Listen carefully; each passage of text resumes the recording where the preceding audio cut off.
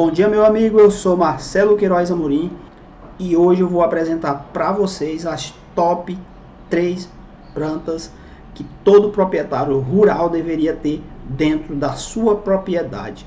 Antes de eu dar continuidade ao vídeo, eu quero pedir que você se inscreva no canal, isso é muito importante para a gente continuar fazendo esse tipo de trabalho. Então, vamos lá.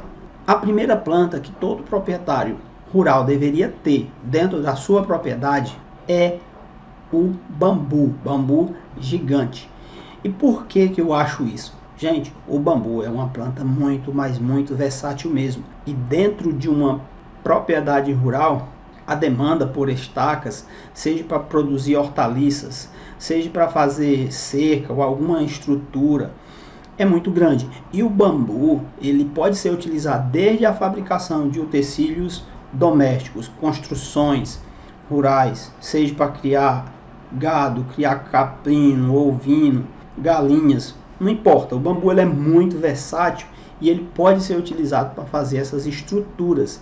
Sem falar que é uma planta muito produtiva e não ocupa muito espaço.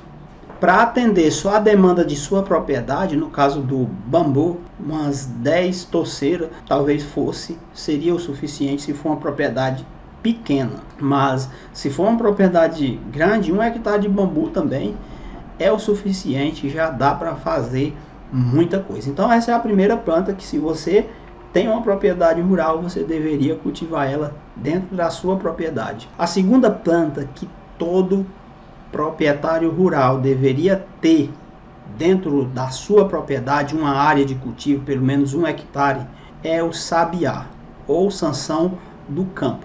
E por quê? Gente, quem tem propriedade rural, um investimento muito constante que ele sempre tem que estar fazendo é com cerca. E se você tem estacas de sabiá, é uma economia e tanto. E mesmo que você tenha uma propriedade pequena, vai embora aí 10 mil estacas bem rapidinho. Então, pensando no longo prazo, até mesmo no médio prazo, né, porque sabiá ele chega muito rápido, você produzir estaca para o seu consumo próprio ou até mesmo para vender é muito estratégico, e essa planta é top para você ter. E nesse caso, pelo menos 1 hectare é o suficiente, pelo menos para atender a sua demanda. Porque se você for estudar o sistema de cultivo para a produção de estacas, você vai utilizar aí um espaçamento de 3x3, vamos dizer assim, o maior espaçamento, e você vai produzir até 3 estacas por cova, principalmente a partir do 3º ano.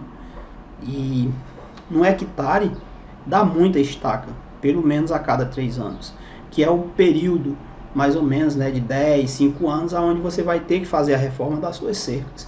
Então, produzir estacas, ter sabiá plantado, pelo menos 1 hectare, é muito estratégico. Moringa é uma das top 3 plantas que entra nessa lista. Pelo menos aí um meio hectare, ou se você trabalha com pecuária, pelo menos 1 hectare. E por quê? Banco de proteína para caprino, ovino, não importa. A moringa ela é interessante porque, dependendo da região que você está, ela tem uma característica que é muito importante mesmo, que é a possibilidade dessa planta aguentar grandes períodos de escassez sem morrer, principalmente depois que ela se estabelece. É uma planta magnífica, com propriedades medicinais magníficas, e que, se você se aprofundar mais nessa planta, você vai ver que até você pode consumir a planta. E uma quarta planta, um bônus, onde você deveria ter pelo menos ali 1 hectare, meio hectare, ou até mesmo algumas plantas, né? Por que não? 100 plantas, é o mogno. E o intuito de você ter pelo menos 1 hectare do mogno é